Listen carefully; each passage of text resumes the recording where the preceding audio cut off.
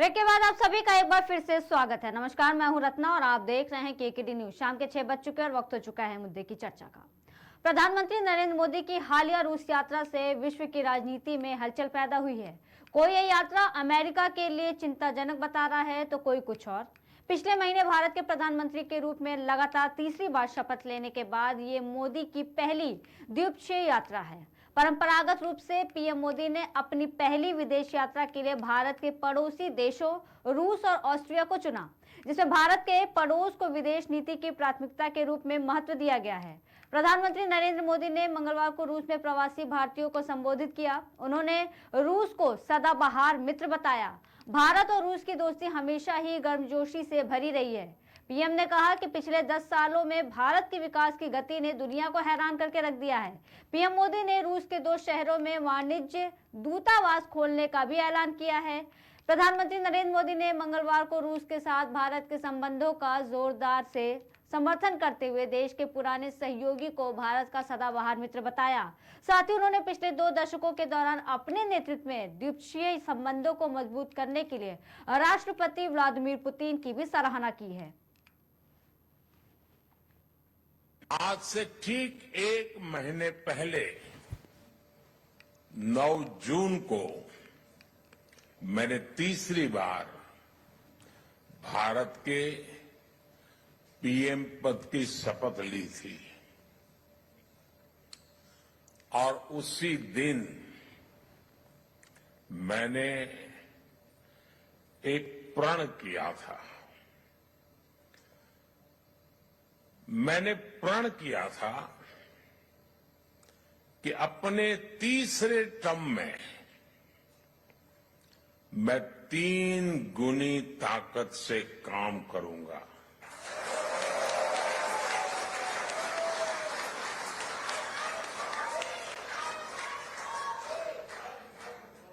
तीन गुनी रफ्तार से काम करूंगा। आज से ठीक बता दें कि इससे पहले कई पश्चिमी ओपिनियन मेकर्स और थिंक टैंक्स को उम्मीद थी कि पीएम मोदी मौजूदा हालातों को देखते हुए पुतिन के साथ गर्मजोशी से नहीं मिलेंगे, लेकिन ये लोग तब निराश हुए जब पीएम ने रूस यात्रा के दौरान अभिवादन की अपनी शैली जारी रखी।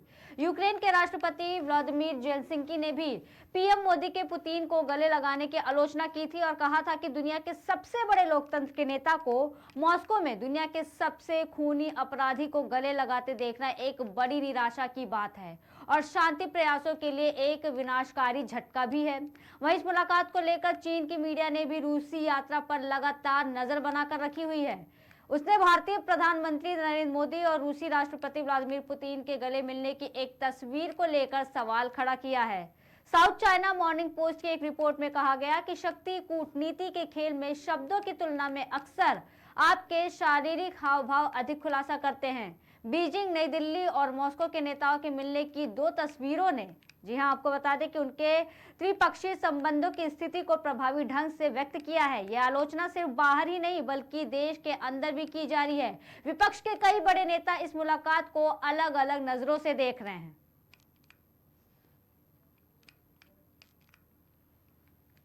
प्रधानमंत्री तो देश के बाहर रहना पसंद करते हैं, क्योंकि देश में जो समस्या है उनसे वो रूबरू नहीं होना चाहते। देश की समस्या को वो निवारण नहीं करना चाहते या झेल भी नहीं सकते लोगों का प्रेशर। तो बाहर रहना, घूमेंगे फिरेंगे, पिकनिक मनाएंगे, वो मजा करेंगे और कुछ नहीं करेंगे। प्रधानमंत्री तो शिवसेना सांसद संजय राउत ने कहा है कि देश के हालात को तो वो देख नहीं सकते, देश के हालात को वो नजरअंदाज कर रहे हैं और पिकनिक मना रहे हैं। वो जो दौरे कर रहे हैं, मौज मस्ती कर रहे हैं, कुछ इस तरीके के बयान दिए गए। वहीं आपको बता दें कि रूस में भारतीय समुदाय को संबोधित करते हुए प्रधानमंत्री मोदी ने कहा कि भारत और रूस संबंध आपसी विश्वास और सम्मान के मजबूत स्तंभ पे बने हैं और दोनों के संबंधों की बार बार परीक्षा हुई है और हर बार वो काफी मजबूत हुए हैं। प्रधानमंत्री मोदी ने दशकों से चली आ रही प्रभाव उन्मुख वैश्विक व्यवस्था की भी परोक्ष आलोचना की। तो आज इसी मुद्दे पर बातचीत करने के लिए हमारे साथ हमारे खास मेहमान हैं। बीजेपी से केसी जैन, कांग्रेस से यामीन कादिर, सपा से जैनुल अख्तर और हमारे साथ हमारे नए मेहमान हैं वरिष्ठ पत्रकार शीतला प्रसाद। आप चारों का बहुत बहुत स्वागत है। शुरुआत करते हैं केसी जैन से कि जिस तरीके से ये मुलाकात देखी जा रही है व्लादिमीर पुतिन के साथ, क्योंकि इससे पहले नॉर्थ कोरिया के जो शासक हैं उनसे भी मुलाकात हुई थी, तो काफी कुछ सिर्फ नेशनल लेवल पर ही नहीं, इंटरनेशनल लेवल पर भी अब ये मुद्दे की चर्चा बना हुआ है और इसको काफी अलग अलग एंगल दिए जा रहे हैं। केसी जैन जी। जी धन्यवाद रत्ना जी। देखिए, माननीय प्रधानमंत्री मोदी जी ने अपने 2 पंचवर्षीय प्रधानमंत्रित्व काल में जिस प्रकार से विदेशी नीति को मजबूत करते हुए भारत देश को आगे ले जाने के लिए लगातार काम किया, उसी का परिणाम है कि आज भारत की अर्थव्यवस्था विश्व की 5वीं अर्थव्यवस्था बनकर के उभरा है और तीसरी अर्थव्यवस्था की ओर हम लगातार बढ़ रहे हैं। माननीय प्रधानमंत्री जी ने जब शपथ ली उसके बाद में भी उन्होंने कई बार इस चीज को दोहराया कि 3 गुना ताकत के साथ वो लगातार काम कर रहे हैं। और आप देखिए कि जहां पर भारत और रूस के संबंधों की बात है, तो जिस समय रूस के ऊपर अंतरराष्ट्रीय प्रतिबंध लगे कि क्रूड ऑयल का आप निर्यात नहीं करेंगे, उसके बाद में भी भारत रूस के साथ खड़ा रहा और उससे भारत देश के और रूस के जो रिश्ते थे और ज्यादा मजबूत हुए। दूसरी तरफ यह हुआ कि भारत को आर्थिक रूप से बहुत बड़ा लाभ मिला और अधिक मजबूती आई, क्योंकि उस समय हमें बहुत ही सस्ते कीमत पर क्रूड ऑयल रूस ने उपलब्ध कराया। दूसरी बात यह है कि जहां तक बात हो रही है कि भाई यूक्रेन और रूस का युद्ध चल रहा था, अभी भी चल रहा है, तो ऐसे में भारत ने जो काम किया उसकी अंतरराष्ट्रीय स्तर पे सराहना हुई। भारत न तो इस युद्ध में रूस के साथ था, न तो इस युद्ध में यूक्रेन के साथ था। हाँ, भारत ने अपनी भूमिका यह जरूर निभाई कि तटस्थ रहते हुए शांति का प्रस्ताव दोनों देशों को भेजा और साथ ही साथ दोनों देशों ने इस पे एक तरीके से समझौता करते हुए जो हमारे नागरिक यूक्रेन में थे उनको वापस लाने के लिए कई घंटे तक दोनों देशों ने युद्ध को रोक दिया और अपनी हवाई यात्रा के द्वारा अपने फंसे हुए लोगों को वापस लाने में सफल हुए। तो भारत ने अपनी कूटनीतिक चाल का पूरी तरीके से परिचय दिया और उसमें भारत देश सफल रहा, अपने लोगों को लाने में भी सफल रहा और अंतरराष्ट्रीय स्तर पे एक भारत देश को ख्याति भी मिली और भारत देश को वो सम्मान मिला अंतरराष्ट्रीय स्तर पे जो इस युद्ध में कोई नहीं ले पाया, क्योंकि कोई ना कोई देश किसी न किसी तरफ से खड़ा दिखाई दिया। जबकि भारत ने तटस्थ रहते हुए, तटस्थता की नीति को अपनाते हुए एक तरफ शांति का प्रस्ताव दोनों की तरफ भेजा, दूसरी तरफ अपनी आर्थिक स्थिति को मजबूत करते हुए जो क्रूड ऑयल और तमाम सारी चीजों का जो व्यापारिक संबंध थे उनको जारी रखा। अभी माननीय प्रधानमंत्री जी ने जो रूस का दौरा किया है और साथ ही साथ जो अन्य दूसरे देश का दौरा किया है, उसके बाद में तमाम सारे ऐसे हथियारों को लेकर के भी चर्चा हुई है जो रूस से हमें मिलेंगे। आज AK-203, 237 क्या नाम है, उस हथियार को लेकर के भी रूस तैयार हुआ है और तमाम सारी गोपनीय मीटिंगें भी हुई हैं। तो कुल मिलाकर के अंतरराष्ट्रीय स्तर पे हम जो हमारी सैन्य शक्ति है, हमारे जो सैन्य हथियार हैं, उसमें भी मजबूत हो रहे हैं और आर्थिक रूप से और व्यापारिक संबंध को लेकर के जो साझा रणनीति तैयार हो रही है उस पर भी हम काफी कुछ सफल हुए। लेकिन यहाँ पर क्या हो रहा है कि जहां पर अगर कोई भी और दूसरा देश हो, वहां पे अंतरराष्ट्रीय मामलों में विपक्ष बिल्कुल साथ दिखाई देता है और कहीं ना कहीं सराहना करता है कि नहीं, ऐसे देश की मजबूती के लिए ऐसे कदम उठाए जाने चाहिए। लेकिन भारत देश के अंदर आज ये स्थिति है, चाहे वो कांग्रेस हो या अन्य दूसरे विपक्षी दल हो, लगातार जब देख रहे हैं भारत देश एक मजबूत स्थिति के साथ अंतरराष्ट्रीय स्तर पर उभर करके सामने आ रहा है, मोदी जी की कूटनीतिक चाल से तमाम सारे देश परेशान भी हो रहे हैं, लेकिन वो उसके बाद में भी भारत देश के साथ दिखाई दे रहे हैं।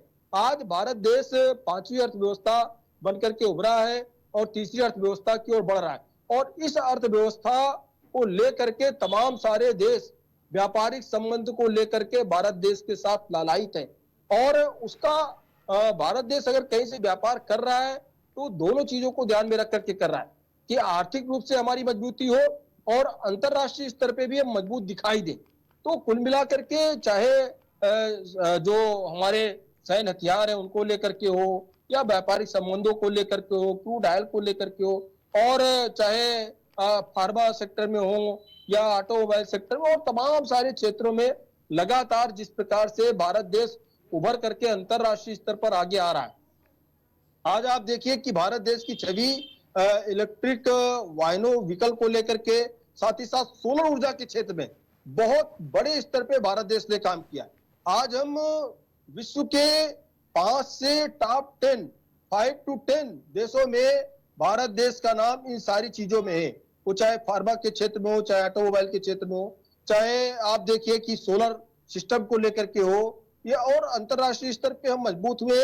साथ ही साथ हमने अपनी सैन्य शक्ति को इतना मजबूत किया। आत्मनिर्भर भारत के अंतर्गत जो मोदी जी ने काम किया है, माननीय रक्षा मंत्री राजनाथ सिंह ने जो काम किया है, उसका परिणाम ये है कि हम 60 से ज्यादा देशों को हथियार और कुछ हथियारों के पार्ट्स निर्यात कर रहे हैं। लखनऊ में जो डिफेंस एक्सपो हुआ था, उसके बाद तमाम सारे समझौते हुए थे, और लगातार तमाम सारे हथियार और हथियारों के पार्ट्स जो अभी तक डिपेंडेंट थे दूसरे देशों पे, पूर्ण रूप से डिपेंडेंट थे, आज हम बहुत सारे हथियारों का निर्यात कर रहे हैं। तो दोनों चीजें हैं, एक तो हमारी आर्थिक शक्ति बढ़ रही है, वहां से जो अंतरराष्ट्रीय मुद्रा को लेकर के हम मजबूत हो रहे हैं, साथ ही साथ जो हम निर्यात कर रहे हैं, इससे भारत की शक्ति उभर करके आई कि भारत देश आज हथियारों का निर्यात कर रहा है। तो कुल मिलाकर के ऐसे मामलों में, अंतरराष्ट्रीय स्तर के मामलों में कम से कम सबको एक साथ आना चाहिए, क्योंकि ये भारत देश की बात है, ये किसी व्यक्ति विशेष की या पार्टी विशेष की बात नहीं है। तो सब लोगों को साथ में आकर के जहां सराहना करनी चाहिए, लेकिन अपनी अपनी राजनीति चमकाने में ऐसे मामले में भी कहीं ना कहीं विपक्ष लगा हुआ है, जो कि बिल्कुल जो है जिसकी लगातार आलोचना हो रही है, और जो कि बिल्कुल बर्दाश्त करने लायक भी नहीं। ठीक है केसी जैन जी, ठीक है। यामीन कादरी जी हमारे साथ जुड़े हुए हैं, कांग्रेस के प्रवक्ता हैं। यामीन जी, आपने तमाम बातें सुनी हैं, सशक्तिकरण की बात हुई है, और जिस तरीके से भारत में ये जो परिवर्तन की दौर की बात कही गई है कि जो पिछले 10 सालों में जो भी परिवर्तन हुआ है और अभी ये परिवर्तन में है, विकास की गति के बारे में बात की गई है, तो बहुत कुछ है जिससे दुनिया को आश्चर्यचकित किया गया है। और अब दुनिया भी इस बात को कहीं ना कहीं स्वीकार करती है कि जो भारत है, जैसे इन्होंने बोला कि 5वीं अर्थव्यवस्था पर पहुंची है, और बाकी जो इंटरनेशनल लेवल पे जो है संबंध अच्छे बन रहे हैं, आयात निर्यात की बात की जा रही है, तो इसमें विपक्ष को साथ देने की जरूरत है। केसी जैन का ऐसा कहना है, यामीन जी, ना कि राजनीति करने की। देखिए, जैन साहब ने जो कहा है वो उन्होंने अपनी पार्टी का पक्ष रखते हुए और अपने उन्होंने बातों को बताया है, लेकिन मैं जैन साहब से एक पूछना चाहता हूं, क्योंकि मैं इस व्यापार से जुड़ा हूं, मेरे भाई जुड़े हैं, मित्र हैं तमाम, कि जो ऑटो वाली बात कही, यहाँ से रिंग पिस्टन की सप्लाई बड़े पैमाने पर होती थी और जीवन यापन लोग जो है करते थे, लेकिन स्पेन और रूस के युद्ध ने उस ऑटो पार्ट्स सिस्टम को पूरे को बिगाड़ के रख दिया और लोगों ने अपने कारखाने बंद कर दिए और भुखमरी के कगार पे आ गए रिंग और पिस्टन वाले। तो मैं कह सकता हूं कि अगर इसी को विश्व स्तर पर हम जो है प्रगति कर रहे हैं तो बहुत अच्छी प्रगति है। मैं एक बात और पूछना चाहता हूं कि रूस के राष्ट्रपति पुतिन जी जो है कब कहने वाले हैं कि मैंने मोदी जी के मोबाइल फोन पर वार्ता करने के बाद स्पेन के युद्ध को रोक दिया था उनके कहने से। हम इसका इंतजार करेंगे, भारतवासी इंतजार करेंगे, स्पेन के लोग भी इंतजार करेंगे उनकी घोषणा का कि मोदी जी ने जिस प्रकार से फोन पर स्पेन का युद्ध और रूस का युद्ध रुकवाया था। अब मैं कहना चाहता हूं कि भारत जो है विकासशील है। प्रधानमंत्री मोदी जी जो है कह रहे हैं कि हमने 10 वर्ष में भारत को जो है विकासशील बना दिया, प्रगति के रास्ते पे ले गए। तो इससे पहले तो विकास भारत में था नहीं, विकास के नाम पे कोई चीज बनी नहीं थी, कोई हमारे जो है विदेशी संबंध मधुर नहीं थे, हम जो है कोई आदान प्रदान किसी चीज का कर नहीं रहे थे विदेश के अंदर। तो ये मोदी जी के आने से ही ये सब काम हुआ है। तो मैं ये भी पूछना चाहता हूं कि आज कितने कर्ज में है भारत का प्रत्येक नागरिक, ये भी बताना पड़ेगा। आज महंगाई किस स्तर पर पहुंच चुकी है भारत के अंदर, ये भी बताना पड़ेगा। आज जो है हम भारत के अंदर ऐसे समय में रूस का दौरा करने, हमारे संजय राउत जी का बयान सुन रहा था मैं कि एक पिकनिक का मूड है उनका।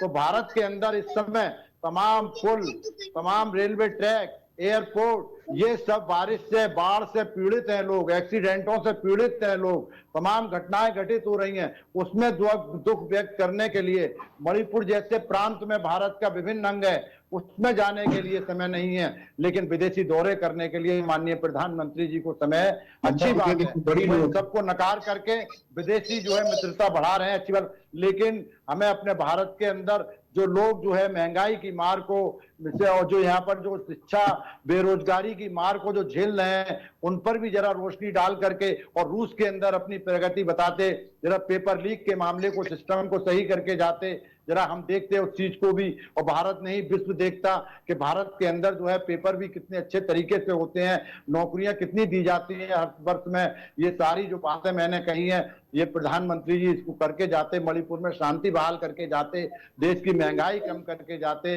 बेरोजगारों को जो लाठियां पड़ रही हैं उनके साथ न्याय करके जाते, जो पुल और बाढ़ गिर रहे हैं उनमें ऐसी सरकारों को जो एनडीए में मिली हुई हैं उनके खिलाफ कार्रवाई करके विदेश जाते, तो विपक्ष भी इस्तकबाल करता। और मैं कह सकता हूं कि ये दौरा सिर्फ जो है अपने आप को चमकाने के लिए और भारत की जनता का इन मूलभूत सुविधाओं से, उन मुद्दों से ध्यान हटाने के लिए ये दौरा करते हैं, जिससे कि भारत के लोग जो है उधर की तरफ ध्यान लगा लें और अपनी जो परेशानियां हैं वो भूल जाएं।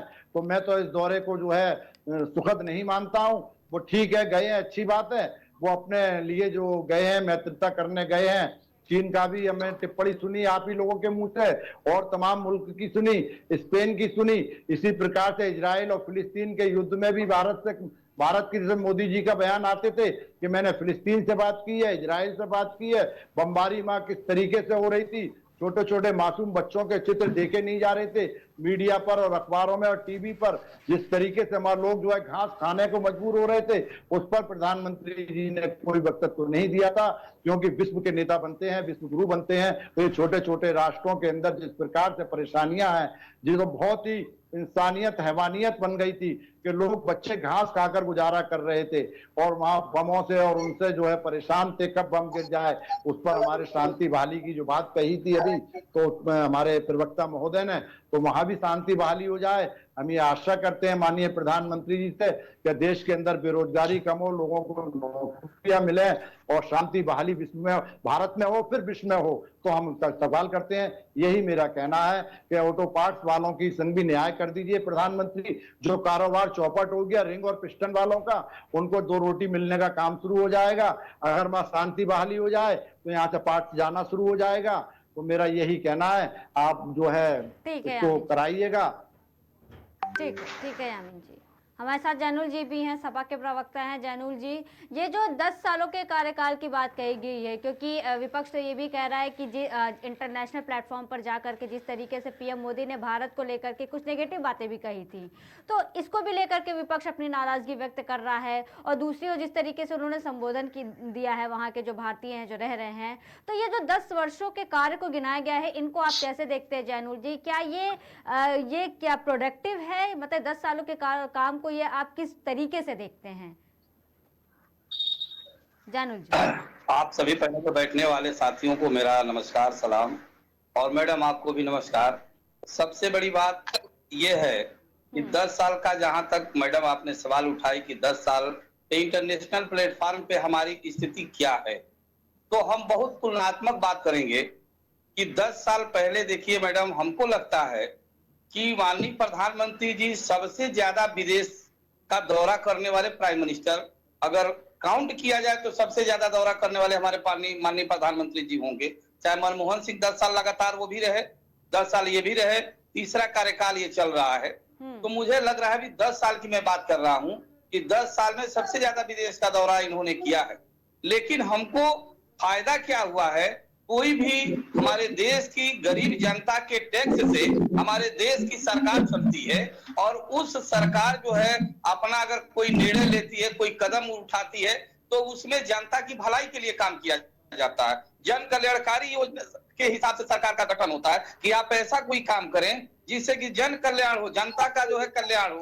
तो हमारे प्रधानमंत्री जी अगर विदेश जाते हैं तो वो वहां पे क्या करते हैं, उसका लाभ हमें मिलता है कि नहीं मिलता है। हम किसी भी देश में जाते हैं तो उस देश के सामने दोनों प्राइम मिनिस्टर अपने अपने देशों की व्यापार की, सुरक्षा की तमाम तरह की कूटनीति राजनीति पे बहस होती है, आयात की निर्यात की बातें होती हैं। हमारे देश में अगर जो सामानें नहीं है वो सामान हम वहां से मंगाने की बात करते हैं। हम रास्ते का किधर से आएगा, जल मार्ग से आएगा कि वायु मार्ग से आएगा कि आपका थल मार्ग से आएगा, किससे हमको सस्ता पड़ेगा, कौन से सामान हम मांगेंगे, हमारे यहाँ कच्चा माल आएगा तो उससे हम कैसे बना लेंगे। यानी कहने का मतलब हमारा ये है कि इस पे बहस होती है। इसका रिजल्ट हमको दोनों देशों के राष्ट्राध्यक्ष से बात होने के बाद जो प्रगति होती है, तो वो सामान जब देश में आता है तो हमारे देश में उन जनता को लाभ मिलता है कि चलो प्रधानमंत्री जी गए तो हमने उस देश से, उन्होंने वहां पे जो उत्पादन सबसे ज्यादा होता है वो सामान को यहाँ मंगा लिया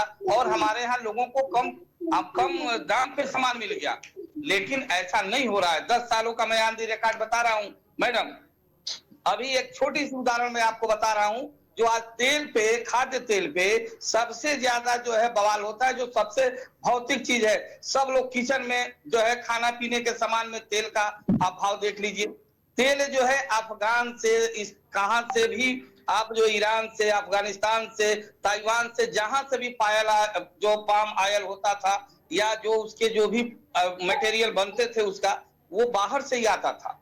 लेकिन आपने 10 साल में कौन सा काम किया कि जो हमारे देश में 10 साल पहले 2014 में जो 70 और 80 रुपए का जो सरसों का तेल लीटर मिल जाता था, 1 लीटर मिल जाता था मैडम, वो आज जो है वो आज जो है 170 रुपए लीटर का मिल रहा है। आपका रिफाइन जो है 100 से लगभग ऊपर ही मिल रहा है। तो हम कहां से विदेश नीति का दौरा का हम कहां से मानेंगे। दूसरा एक उदाहरण मैं बताना चाहूंगा मैडम कि मैं देखता हूं कि अभी मैंने एक दिन इस पे मैंने एक डॉक्टर साहब से पूछा, और आई सर्जन डॉक्टर साहब है। आजकल बच्चे भी जो मोबाइल से, इंटरनेट की दुनिया से ज्यादा ऑनलाइन, जब से पढ़ाई हुई, कोरोना हुआ, तब से बच्चे भी आप ऑनलाइन पढ़ना शुरू कर दिए, कंप्यूटर और मोबाइल से बात शुरू हो गई, काम करना शुरू हो गया। तत्पश्चात हुआ कि उन लोगों की आंखों में पानी आना, उनकी आंखों से जो है तमाम तरह की दिक्कत होना। डॉक्टर के यहाँ वो जा रहे हैं, डॉक्टर कह रहा है चश्मा लगाइए और जो है पढ़ने लिखने के समय आप जो है इसका प्रयोग करिए।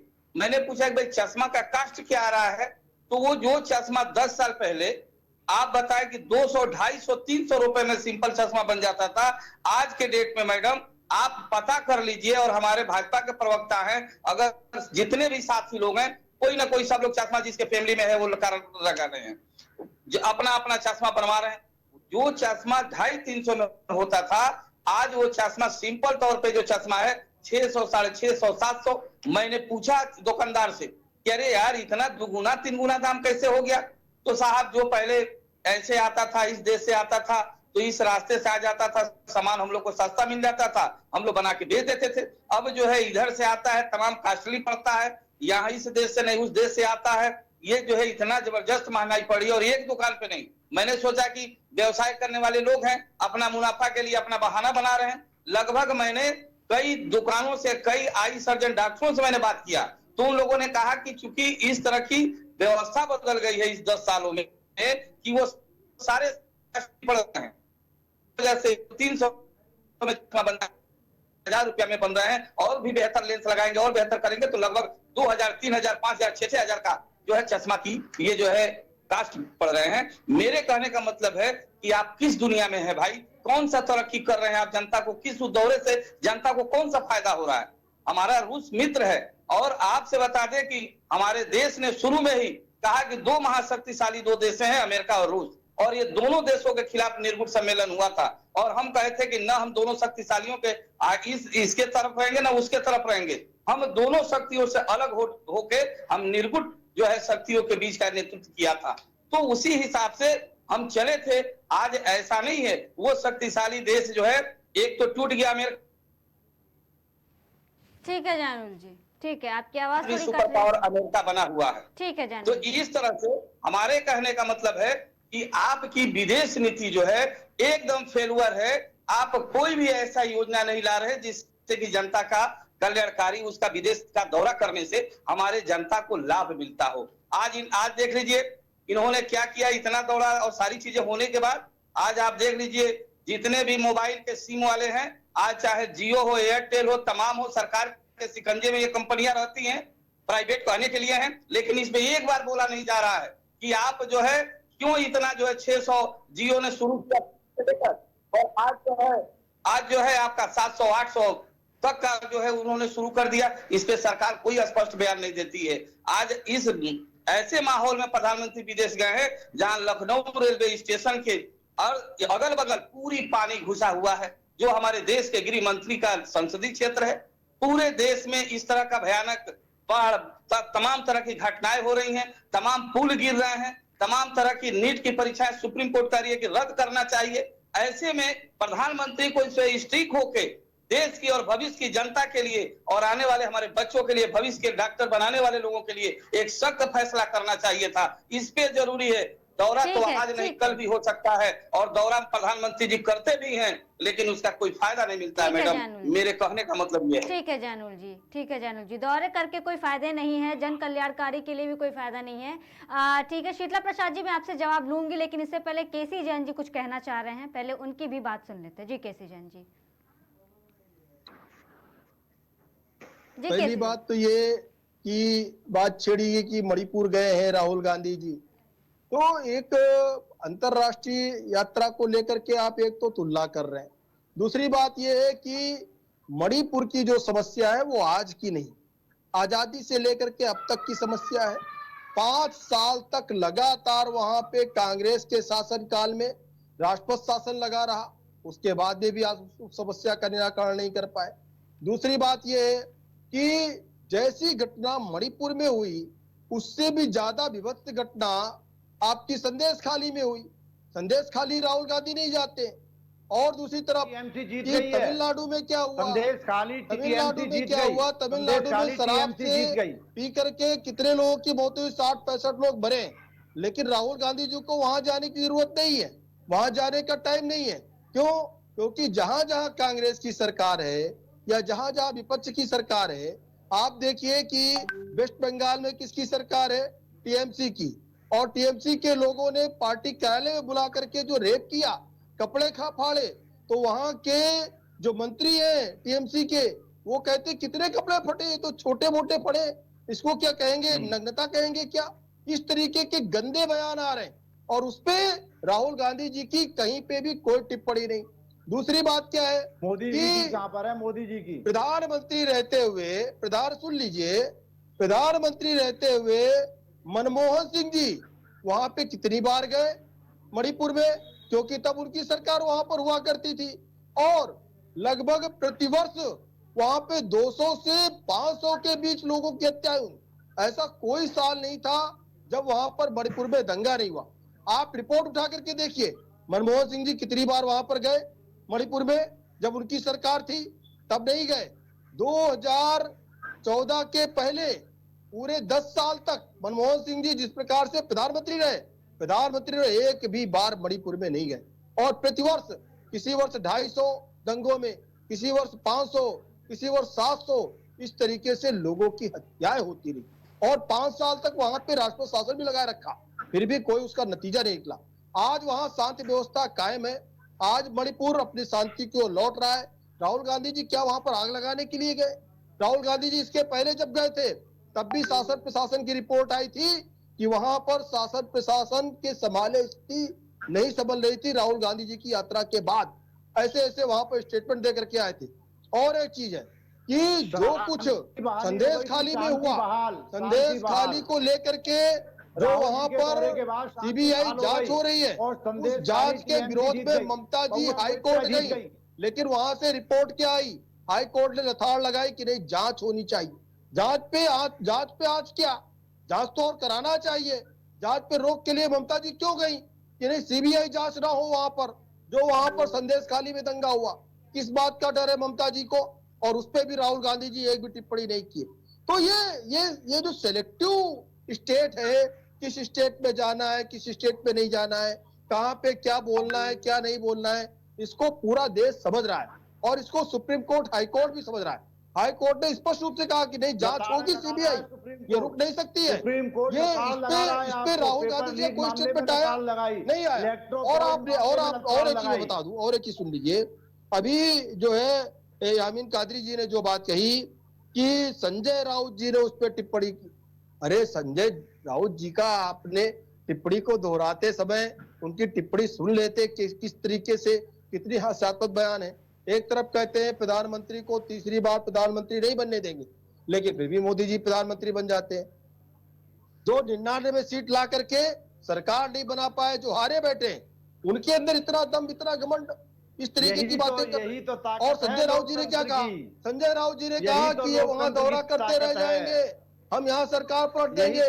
राहुल गांधी जी और ये भी कहा, सुनिए यामीन जी, ये भी कहा संजय राउत जी ने कि प्रधानमंत्री बनने के लिए भेजा है मैंने वहां पर किसी का दुख दर्द सुनने नहीं गए। प्रधानमंत्री की दौड़ में प्रधानमंत्री बनाना इसलिए गए वो वहां पर, वो किसी का दुख दर्द सुनने नहीं गए राहुल गांधी जी। मतलब प्रधानमंत्री बनाने की इतनी जल्दी है, पूर्ण बहुमत, पूर्ण रूप से जनता के द्वारा चुनी हुई सरकार, उसके हटाने के लिए कितना लालायित है, कितनी जल्दबाजी संजय राउत जी के अंदर है, कितनी जल्दी कांग्रेस के अंदर है। और क्या समाजवादी पार्टी से पूछा कि प्रधानमंत्री बनेगा तो कौन बनेगा? बिना समाजवादी पार्टी से पूछे राहुल गांधी जी को प्रधानमंत्री के लिए घोषणा कर देते संजय राउत जी कि वहां पर गए हैं तो प्रधानमंत्री बनने के लिए गए हैं, और जब वहां से वापस आएंगे तो ये प्रधानमंत्री नहीं होंगे। अरे कितना बचकाना बयान है।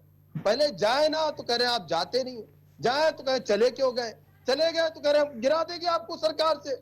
यानी खरीद फरोख्त को लेकर के पूरी बिसात बिछाई जा रही है, लेकिन ऐसा कुछ होने वाला नहीं है। जनता के द्वारा चुनी हुई सरकार के बारे में इस तरीके की अनर्गल टिप्पणी करना गैर संवैधानिक है। जो लोग संविधान चिल्लाते हैं वही सबसे ज्यादा गैर संवैधानिक कार्य कर रहे हैं कि एक विदेश यात्रा पर देश के प्रधानमंत्री के बारे में इतनी ऊंची बात कहना कि प्रधानमंत्री वहां गए वहीं होके रह जाएंगे और यहाँ हम राहुल गांधी को प्रधानमंत्री बना देंगे। इससे ज्यादा ऊंची बात हो सकती है क्या? ठीक है केसी जैन जी, ठीक है। यामीन काजी जी इस पर जवाब देना चाह रहे थे। यामीन जी मैं आपके पास आऊंगी, एक मिनट। हमारे साथ हमारे मेहमान हैं, काफी देर से वो भी कुछ कहना चाह रहे हैं, इसके बाद मैं आपकी प्रतिक्रिया लूंगी।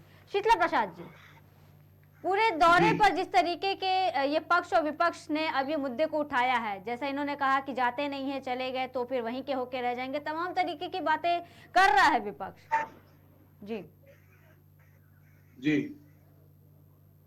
जी शीतला जी, देखिए,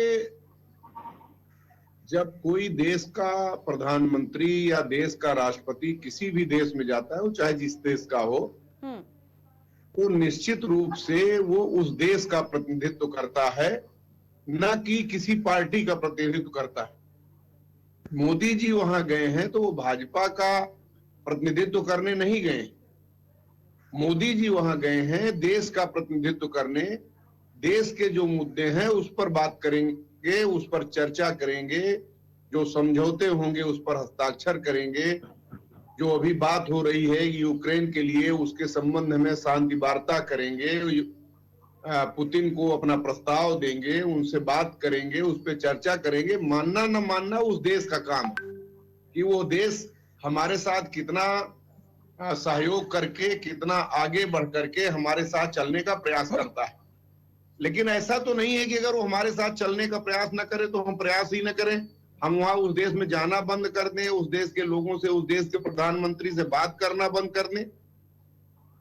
जो भी सरकारें देश में रहती हैं उनके प्रधानमंत्री, ऐसा नहीं है कि वो दावा ही नहीं करते हो। मनमोहन सिंह कभी विदेश नहीं गए, राजीव गांधी कभी विदेश नहीं गए, इंदिरा गांधी कभी विदेश नहीं गई। सब लोग विदेश आते हैं, जाते हैं, और जो उनका बुद्धि विवेक उनके पास रहता है, उस बुद्धि विवेक के, उस समय की जो सरकार की नीति होती है, उसके आधार पर वो उस देश के प्रधानमंत्री से, उस देश के राष्ट्रपति से बात करते हैं। आज अगर मोदी जी विदेश में गए हैं, उसका क्या आउटपुट होगा वो एक दिन में नहीं पता चलेगा कि अभी वो गए हैं और अभी तुरंत आउटपुट पता चल जाए कि नहीं वो क्या लेकर के आ गए और क्या बांटेंगे हिंदुस्तान में।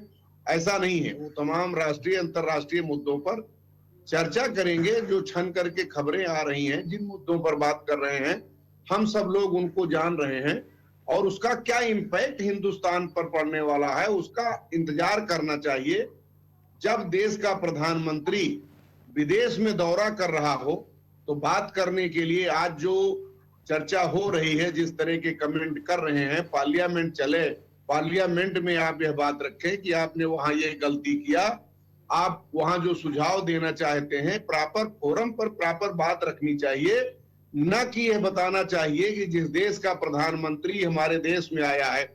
आज जो भारत की खबरें या भारतीय विपक्ष की जो कमेंट है, जो कटाक्ष है, जो विदेश के लोग अपने टीवी चैनलों पर देखेंगे तो भारत के बारे में क्या सोचेंगे कि भारत के लोग एकमत नहीं हैं।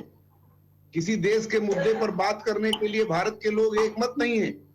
पक्ष विपक्ष की चर्चा, विपक्ष को सकारात्मक बात करनी चाहिए। मुझे लगता है कि जो गेस्ट लोग यहाँ बैठे हैं, तमाम पार्टियों के विद्वान प्रवक्ता बैठे हैं, उनको मैं जानकारी के लिए बता दूं कि इंदिरा गांधी ने जनसंघ के नेता माननीय अटल बिहारी वाजपेयी को कई प्रतिनिधिमंडलों में कांग्रेस की सरकार के दौरान विदेशों में प्रतिनिधित्व के लिए भेजा।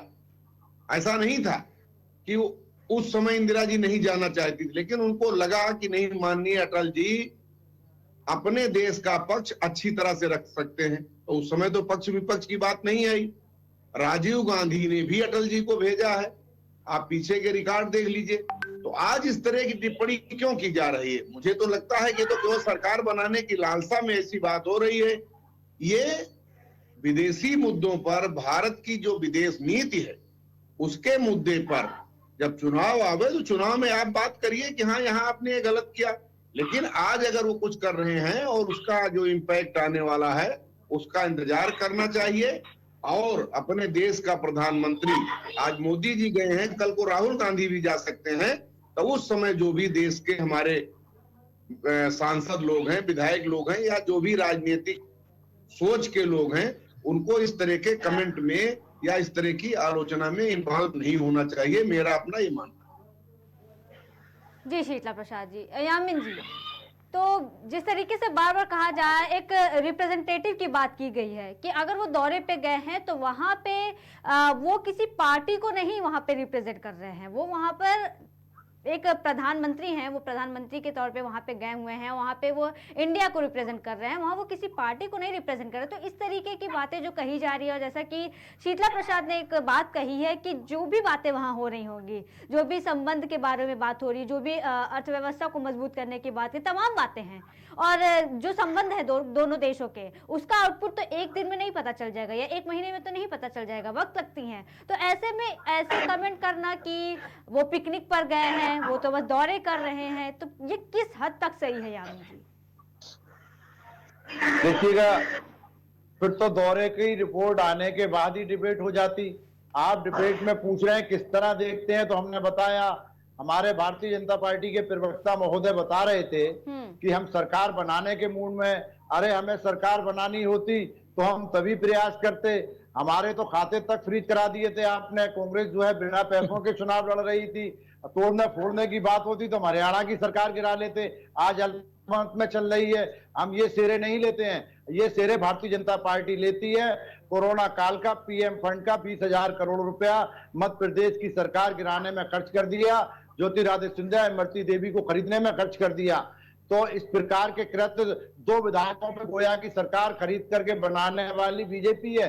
हम सरकार की या पीएम की दौड़ में राहुल जी नहीं है। मणिपुर के दौरे में संजय राउत जी क्या कह रहे हैं? राहुल जी मणिपुर का दौरा अगर करते हैं कि उनको तो वहाँ की जनता के लिए भेजा गया राहुल गांधी जी को साथ निभाने का वादा करते हैं, वो सरकार बनाने नहीं जाते हैं। वहाँ आपकी सरकारें, आप भी राष्ट्रपति शासन लगाइए, आप वहाँ के मुख्यमंत्री को तलब नहीं करते हैं, तो ये कहाँ का इंसाफ करते हैं? आप देश के अंदर कितनी समस्याएं थी, उन समस्याओं को देखिए। आप रूस गए हैं, रूस में भारत का पक्ष रखिए, भारत की जो परेशानियां हैं, आयात निर्यात की परेशानियां हैं, व्यापार की परेशानी है, उनको रखिए। आप लेकर आइए कुछ ना कुछ रूस से भारत के लिए, भारत का भविष्य करिए। आप जो है बीजेपी के प्रवक्ता के रूप में भारत की तुलना करने बैठोगे तो ये तो कोई भी सत्ता हो या विपक्ष बर्दाश्त नहीं करेगा। आप बिल्कुल देश की बात करोगे तो आपके साथ खड़े हैं, लेकिन आप बीजेपी के रूस की बात हम कर रहे हैं। रूस में 16 बार दौरा किया माननीय तत्कालीन प्रधानमंत्री मनमोहन सिंह, हमारे जर्नलिस्ट थे, उन्होंने बताया मोदी जी अटल जी को भेजा था इंदिरा जी ने, तो आप और ये बताइए, कैसे भेजा आपके था? पास कुछ है, जानकारी है? 16 बार में क्या चाबी लेके आए, कोई नहीं रख सकता है। क्या और समझौता किए, क्या बातचीत किए, कोई जानकारी नहीं होती मीटिंग के आपके बाद पास। ये तय हुआ वो मतलब कि विश्व में पहली शून्य बार साबित हुए, इसका विपक्ष मतलब नेता सत्ता अगर का पक्ष आपके रख रहा पास है। जानकारी नहीं है तो क्या पहले इसका की मतलब भाजपा में प्रधानमंत्री और आज थोड़ी की साबित भाजपा हुए? में जमीन ऐसा नहीं आसमान है। का फर्क है। प्रधानमंत्री जी वहां आप पर ये गए थे, चीजें क्या मनमोहन गलती सिंह कर रहे जी, हैं? त्रिभुवन उन्होंने भी महोदय एक संबंधों दूसरे को को बोलने मजबूत तक नहीं किया, दे रहे हैं। भारत आपके के और डिस्टर्ब तो रूस मैं के कर नहीं रहा संबंधों था, को अब मजबूत मुझे किया। भी आपके बोलने पर और एक डिस्टर्ब सवाल करना अभी पड़ेगा। आपने पूछा, केसी अभी जान जी, आपने केसी एक जान सवाल जी, पूछा, केसी जान जी, भाजपा एक के मिनट, सत्ता के केसी जान प्रवक्ता जी, है। केसी जान जी, एक मिनट, एक मिनट, पहले बोलते हैं, यामिन आपको कादिर नहीं को दूंगा बात जवाब। रख लेने, एक जैन मिनट, साहब, केसी अब जान आप जी, भी मैं नहीं आऊंगी कर आपके पाते। पास, एक ये मिनट। मेरी बात लिख लीजिए। ठीक है आप यामिन जी, भाजपा आप के अपना पक्ष प्रवक्ता हैं, रखिए। आप भारत का पक्ष रखिए। आप बीच में मेरे बोलने में आप ही दूंगा, बिल्कुल, चाहे डिबेट खराब हो या अच्छी हो, मैं आपको बोलने नहीं दूंगा। आपने मेरी बातों को नहीं, नहीं, जनता आप तक ये पहुंचाने में बताइए। नहीं नहीं, आप लोग मुद्दे से मत भटके। एक मिनट, एक मिनट, केसी जान जी, आप बोलिए, एक मिनट, एक मिनट, एक मिनट, एक मिनट, एक मिनट, एक मिनट, मुद्दे से मत भटके। पहली बात तो आप लोग मुद्दे से मत भटके। केसी जान जी, यामिन जी, एक मिनट, एक मिनट, एक मिनट, केसी जान जी, एक मिनट, केसी जान जी, एक मिनट। पुत्रा जीत गई, आपको हार का मुंह दिखा दिया, संदेश कालीन है। इससे ज्यादा शर्मनाक क्या बात होगी? आप हार गए। मतलब अगर कहीं से गया, मोदी जी 2 मतलब बार इसका मीटिंग करके आए, मतलब ये है, वहां भी आप केसी जान जी, मैं आपकी बात हो रहा है, सुन रही हूँ, लेकिन आप एक समर्थन मिनट करते हैं, ऐसे बीच में मत कांग्रेस बोलिए, समर्थन करती है। क्योंकि नहीं यही समझ आ मतलब रहा, हुआ आप लोग ना? मुद्दे से भी भटक रहे। यही एक मतलब हुआ मिनट, आपका ना? एक मिनट, एक मिनट, एक मिनट, एक संदेश मिनट, एक कतलेआम मिनट। होता रहे, महिलाओं के बलात्कार होता रहे, रेप होता रहे, अरे आप लोग क्यों एक दूसरे, आप लोग मुद्दों से मत भटकिए। केसी जान जी, केसी जान जी, यामिन जी, एक मिनट, मैं दोनों को नहीं बोलने दूंगी, मैं दोनों को नहीं बोलने दूंगी। फिर अपना अपना पक्ष रखे। नहीं, एक मिनट, एक मिनट, जब अपनी अपनी एक मिनट, एक मिनट, नहीं नहीं, केसी जान, एक मिनट, एक मिनट, आपने भी बात सुनी, मैं किसी को नहीं बोलने दूंगी। अपना अपना पक्ष रखिए, अपने अपने वक्त पर, दिए हुए वक्त पर रखिए। केसी जैन जी, एक मिनट, इसके बाद मैं आपके ही पास आ रही हूँ, लेकिन पहले विपक्ष की भी बात सुन लीजिए, क्योंकि आपको किसी ने नहीं इंटरप्ट किया है, तो आप बाकी बैठे गेस्ट की भी सुनिए पहले। केसी जैन जी, इसके बाद मैं आपके ही पास आ रही हूँ। यामिन जी, आपसे रिक्वेस्ट है कि आप मुद्दे पर रहकर इस डिबेट को कंटिन्यू करें। यामिन जी, देखिए, मेरा ये कहना है कि हम रूस गए हैं, भारत के प्रधानमंत्री, हर प्रधानमंत्री जाता है वो भारत का ही प्रतिनिधित्व करेगा। प्रदेश के मुख्यमंत्री जाते हैं, अपने प्रदेश का प्रतिनिधित्व करता है। ये कोई नई बात नहीं है, हमने किताबों में पढ़ी है, देखते चले आ रहे हैं। हमारे मोदी जी अगर गए हैं तो वहां से वो भारत की आवाम के लिए क्या लेके आ रहे हैं, भारत के अंदर बेरोजगारी के लिए क्या कर रहे हैं, भारत के जो ऑटो पार्ट्स वाले परेशान है। अभी मेरे एक प्रवक्ता महोदय आई लेंस के बारे में कह रहे थे, लेंस आज मालूम है आपको मैडम, 20,000, 30,000, 40,000, 60,000 का पर्चा डॉक्टर देता है, कौन सा डलवाएंगे? वो जमाने का 2,500 में लेंस आग के डला करते थे लोगों के, फ्री सरकार डलवाया करती थी। आज ये बात मैं बताना चाहता हूं कि वहां से ऐसी क्या हमारे फायदे की चीज ला रहे हैं जो भारत का व्यापार प्रगति पे चले, चाहे वो बंदरगाहों के जरिए आए, चाहे प्लेन के जरिए आए, जैसे भी आए, भारत का आदान प्रदान अच्छी चीजों का होना चाहिए। ऐसा ना हो कि यहाँ के लोग जो है उन चीजों के लिए तरस जाए, व्यापार के लिए तरस जाएं, और विदेश के लोग खुशहाली पाएं और एक से दुगनापन जो है धन कमाएं।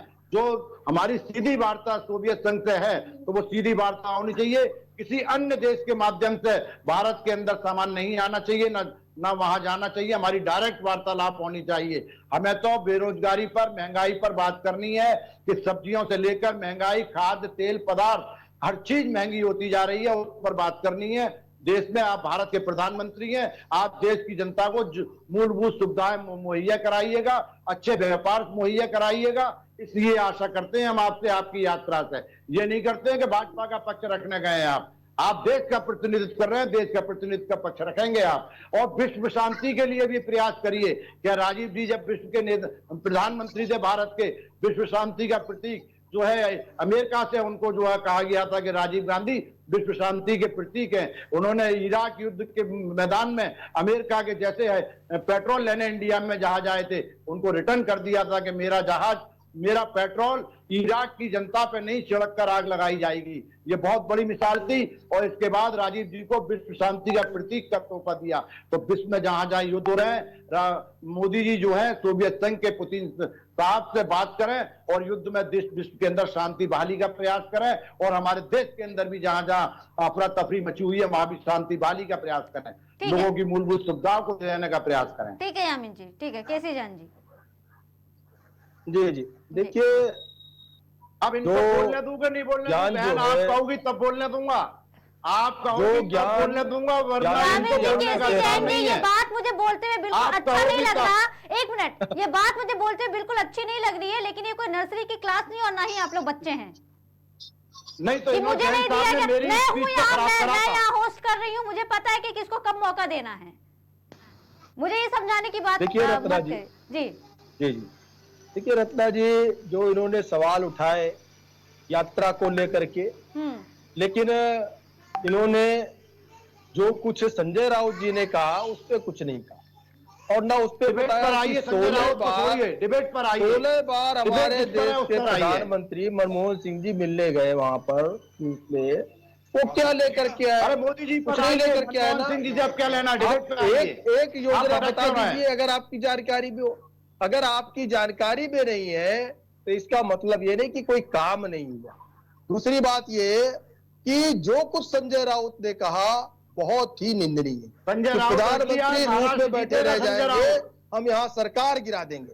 आप कह रहे हैं कि सरकार हम नहीं गिराएंगे, और संजय राउत जी कह रहे हैं हम अरे सरकार हम गिरा क्यों गिराएंगे देंगे। सरकार? हम राहुल हमें गांधी जी गिरानी को वहां होती, पे नीतीश मिलने को आप के लिए बर्खास्त कर भेजे। दो। वो मिलने के लिए कह रहे नहीं भेजे, वो तो संजय राउत जी कह रहे हैं कि हमने प्रधानमंत्री बनाने के लिए भेजा है भाई वहां पर। और तो संजय आप ये राउत भी से नहीं पूछिए बता ना, पाए कांग्रेस कि से क्यों 10 पूछ रहे हो? साल में शिवसेना मनमोहन से सिंह जी पूछिए। कितनी बार गए, अरे कांग्रेस से कितनी क्यों बार पूछ गए रहे हो? मणिपुर? शिवसेना नहीं से है ना। पूछो। और आपने तो हद ही कर दी, का संदेश खाली में आप हार गए। अरे आप बिल्कुल कम हार से गए। कम ऐसे जघन्य अपराध की आलोचना करनी चाहिए। जो जनता ने नहीं वहां माना पर आपका। माताओं के साथ, बहनों के साथ रेप हुआ, उसका आप जनता समर्थन ने कर रहे हैं, नहीं माना। उसका आप मजा जनता ले ने रहे हैं। नहीं माना। धिक्कार है आपको, थू आप है आप संदेश पर। खाली हार अरे गए। थू है आप पर, धिक्कार है आपको। आप लोग उसका थोड़ा समर्थन अपने कर रहे हैं। आपको। शब्दों अरे को ध्यान में रख के रेपिस्ट बात को करिए। आप लोगों से करने क्या के सवाल बजाय किए जा रहे हैं और आप कह रहे हैं लोग आप तो चुनाव हार गए। अपने मतलब आप इंडिविजुअली रेप कर रहे हैं इसलिए चुनाव लड़ाई हार कर गए रहे हैं। हैं। आप जो वहाँ रेप कर रहे बिल्कुल हार हैं, गए। जो टीएमसी के महुआ लोग वहाँ मोइत्रा रेप जी कर जीत रहे गई। हैं, महुआ मोइत्रा टीएमसी के जीत गई। कार्यालय में जो महिलाओं के साथ रेप हुआ, जो कपड़े फाड़े गए, टीएमसी के नेता फिर सामने आगे आके कह जनता रहे ने हैं वोट कि क्यों नहीं कौन दिया? से कपड़े फटे, कौन से टीएमसी को कपड़े? क्यों जिताया? इतनी गंदी संदेश के चालू। लोग चुनाव जीत गए, इसका मतलब उनके इस गंदे काम पर मोहर लग गई क्या? अरे आपको उसकी ये तो आप आलोचना वहां करनी से चाहिए। पूछिए। अरे ये वहाँ तो से ममता गलत- बनर्जी जी से पूछिए। और हमसे ये क्यों पूछते हो उच्च न्यायालय कांग्रेसियों ने- से? माननीय अरे उच्च हमसे न्यायालय ने क्यों पूछ रहे हो? जांच ममता बनर्जी जी की से है। पूछिए।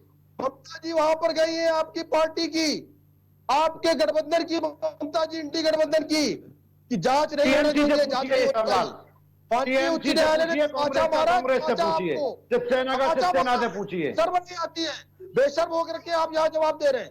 माननीय उच्च आप न्यायालय ने बेशर्म हो, तमाचा मारा, आप कहा नहीं, बेशर्म हो, जांच होगी, बेशर्म हो, जांच सत्ता होगी। के नशे में और चूर हो। आप आपको आप अयोध्या यहाँ में हरा देखिए, ये मुद्दे जनता से ने भटक जवाब कर दे आप दिया लोग कि आप बातें कर रहे बेशर्म हो। हैं। एक आखिरी आप बेशर्म सवाल हो। जानू जनता लखतर ने जी हराया आपसे। आपको अयोध्या में। एक आखिरी सवाल जानू लखतर जी आपसे कि जो ये पूरे मामले को लेकर के, क्योंकि मुद्दा कुछ भी होता है, विपक्ष की सरकार हो या फिर सत्ता पक्ष की सरकार हो, जैनुल जी, हमेशा ही इसे मुद्दा बना दिया जाता है, हमेशा इसे राजनीति एंगल देने की कोशिश की जाती है। जानू लखतर जी, आपकी प्रतिक्रिया। जी, मैं ये कह रहा हूं कि अभी एक प्रवक्ता साहब ने कहा कि विदेश में भेजने के लिए कांग्रेस ने, इंदिरा गांधी जी ने अटल बिहारी वाजपेयी जी को भेजा, राजीव गांधी ने भेजा कि वो अपने देश की बात को अच्छी तरह से रखने की क्षमता थी। बहुत अच्छी बात है, उन्होंने काम किया। हमें वर्तमान सरकार को भी सीखना चाहिए। राहुल गांधी ने भेजा ही नहीं, बल्कि उनकी अटल बिहारी वाजपेयी जी की जब तबीयत खराब हुई, शरीर का कोई अंग उनको जो है बड़ा परेशान कर रहा था, बीमारी के इलाज से परेशान थे, तो राजीव गांधी ने उनको विदेशी सरकारी खर्चे पे उनको अमेरिका भेजकर इलाज भी करवाए थे।